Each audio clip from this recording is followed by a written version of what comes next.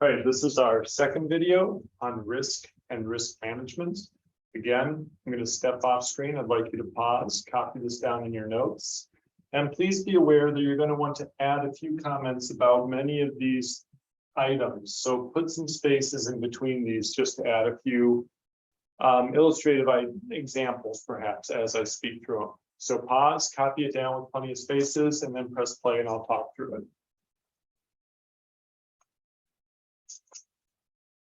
All right, so risk and risk management.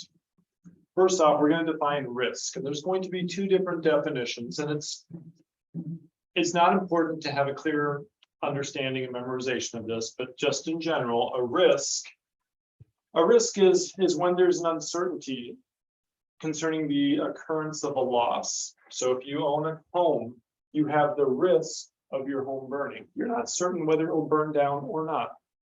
You have the risk of losing a gamble if you don't play blackjack at a casino. You have the risk of your investments tanking if you're saving for retirement or if you're an investor. So these are all things we're not sure what the outcome will be, and thus it is a risk, right? Now, if you're thinking of becoming an actuary, actuaries have a somewhat different definition or a more specific definition of what a risk is. A risk is an event or a situation where there's the possibility of a loss, but the probability of the possible outcomes, whether there's a loss or not, or whether there's different amounts of loss, the probabilities of these different possible outcomes can be known or reasonably estimated, okay? And if you think about it, this makes sense. An actuary is concerned about predicting the future in terms of a risk occurring or not. So if we can't know the probability of a loss, or at least reasonably estimate it, actuaries have nothing to work with there, all right? For an actuary, uncertainty is used to denote situations where the probabilities cannot be known or cannot be reasonably estimated. And insurance companies that hire actuaries, they don't want to deal with things that are uncertain. They want to deal with things that are risks, right? Because they want to be able to have a probability of likelihoods. Okay, so there's a lot of different types of risks, and these are just a few of them. But here's one of the big ones. A pure risk is a risk when the only outcomes are either a loss or maintaining the current situation, right? So in other words, a pure risk has no chance of a gain. So your house burning is a pure risk. Either it won't burn and you're in the same situation you're currently in, or it will burn and you've experienced a loss, right? Auto accident or auto insurance, that's an insurance company is insuring a pure risk that either you'll be in an accident and a loss will have occurred, or you will not be in an accident and a loss will not have occurred, okay? All right. Speculative risk, though, is an outcome, is situations where the outcome could be some kind of a loss, no change to the current situation, or some kind of a gain, right? So gambling is a speculative risk. You could lose your money, you could break even, or you could gain some money, all right? Now, if you go gamble at a casino, it is a speculative risk because there is a chance you'll gain money, but it's not very likely, okay? But there's a chance.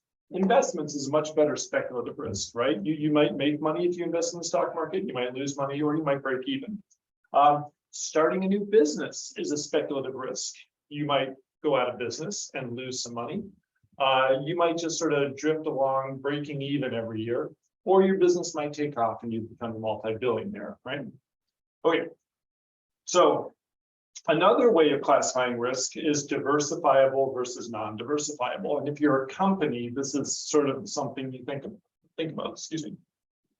A diversifiable risk is a risk where the negative outcomes can be mitigated by certain actions. So, for example, most companies have some money that they invest, sort of rainy day funds that they invest. Now, when you invest, you're engaging in a speculative risk, and there's a downside possibility that your investment will tank. You can diversify that risk by not investing all your company's money in a single stock or in Bitcoin, right? you could diversify that risk by investing in a mutual fund comprised of 100 different stocks. So then if one of those 100 companies that you have stock in tanks, but the other 99 don't, you've mitigated that downside risk. Okay, so diversifiable, you can sort of cushion any negative outcome by spreading your eggs into multiple baskets. Non-diversifiable risk, well, that's a risk that you can't diversify it away, or you can't mitigate it by diversification. So for example, 2008, our entire economic system tanked. And if you're a company, there's no way to diversify yourself away from suffering the consequences of that tanking, right? It just couldn't happen, right? All right, and then something that sort of emerged in the last 20, 25 years is this idea of enterprise risk. And so nowadays, most larger companies have someone called an enterprise risk manager, an ERM, and they engage in enterprise risk management, ERM. Enterprise risk managers are concerned with all major risks faced by a business or a corporation. So those could be pure risks, the speculative risks, the diversifiable, the non-diversifiable, everything, right? So these individuals sort of sit in the center of the company and look at all the different risks, some of which are speculative, risk could be reward, some of which are pure, in which case you just have to figure out ways of minimizing the negative outcomes from those pure risks. Okay, this is the job of the enterprise risk manager. Okay, so risk can be a good thing. Risk equals opportunity, right? Speculative risk is what businesses are all about. But risk can also be a real burden for society. So, for example, if there's no such thing as insurance, we'd all desire to maintain a large emergency fund, right? If I get in a car crash and there's no such thing as insurance, I'm on the hook for all the damages. And if I get sued, I'm on the hook for all the judgments that might get awarded against me. So I want to have a large emergency fund to help me pay for those. If I save up for that large emergency fund, that money is not being used to buy a nicer house or to buy a second car or to start my own business, right?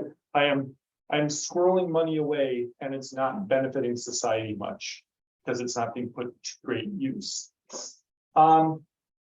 Risks can also cause worry and fear, and it stifles innovation and risk taking. So if in the United States, we have something called limited liability corporations, LLCs. So if I start a business, I would make it an LLC. And what that means is if my business tanks, or if my business screws up and somebody sues me for $1 million, my personal wealth is not at stake with my business. I have separated my personal from my corporate life. And so I have corporate money and I have personal money. And lawsuits made to my corporate self cannot draw money from my private self.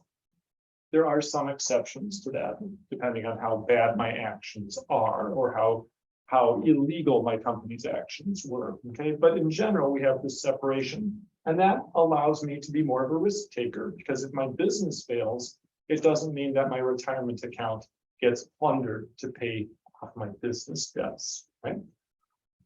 But if we didn't have that LLC to help us manage such risks, why would people start small companies? You'd be much more hesitant to risk it, okay?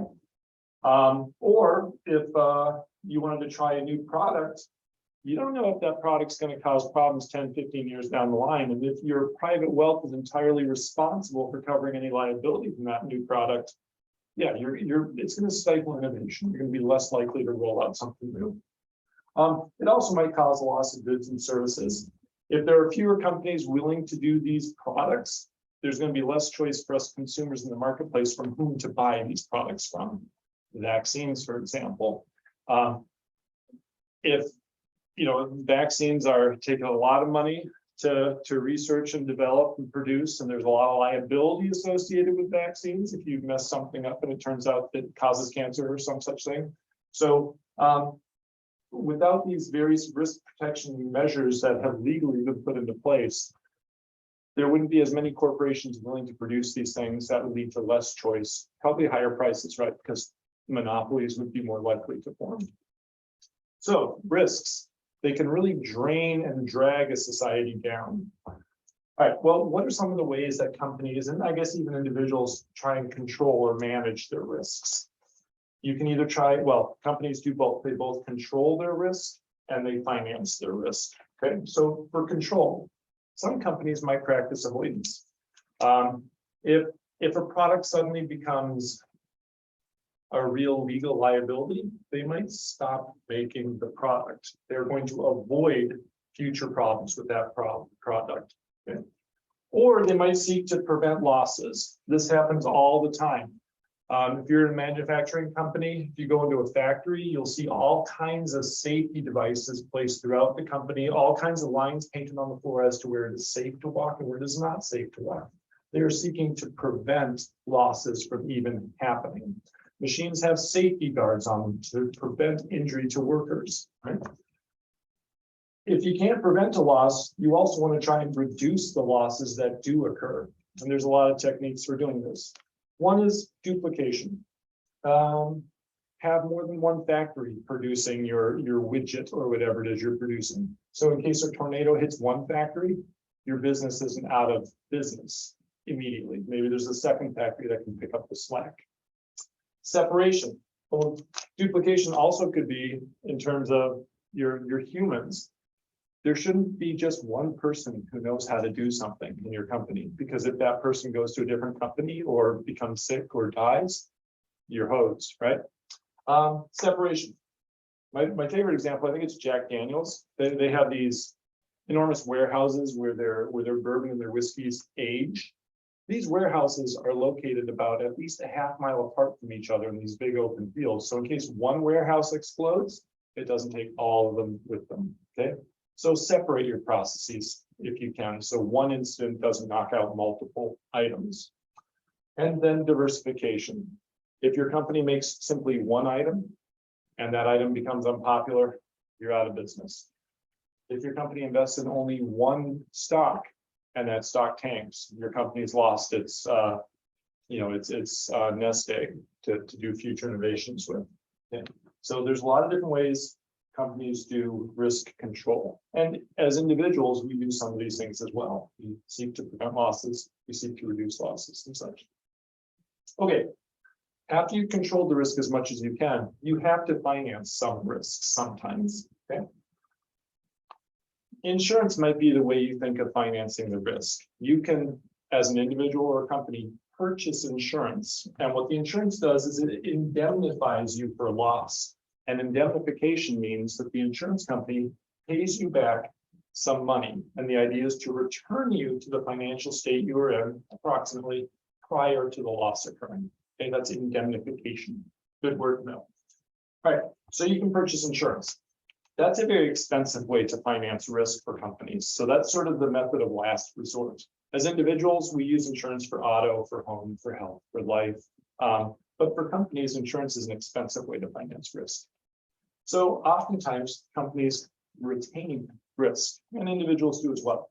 So retaining risk says, I am aware of this risk, I know a loss could happen, and I'm prepared to pay for that risk myself. All right. So if you know about the risk and you consciously decide not to purchase insurance for it or to mitigate it in some other way, that is a voluntary retention. If you don't know about a risk and you don't have a way of covering it, you have still retained the risk, but you've done so involuntarily. All right.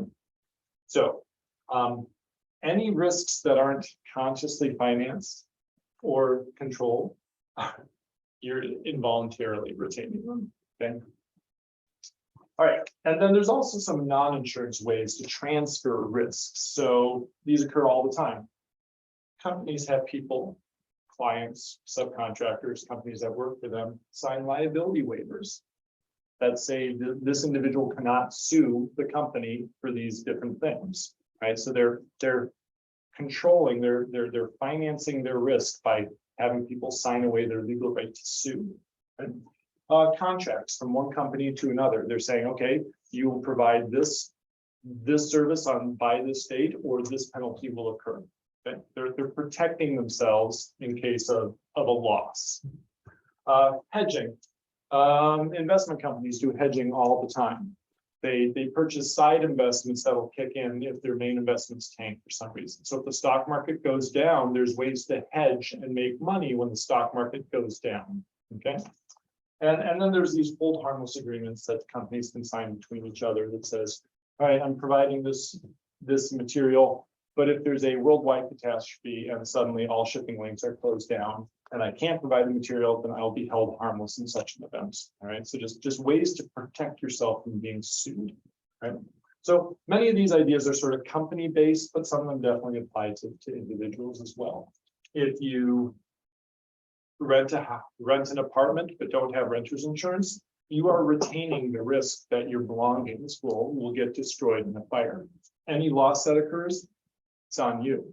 So you're retaining that risk, or you can purchase insurance to transfer it. Okay. All right, that's it.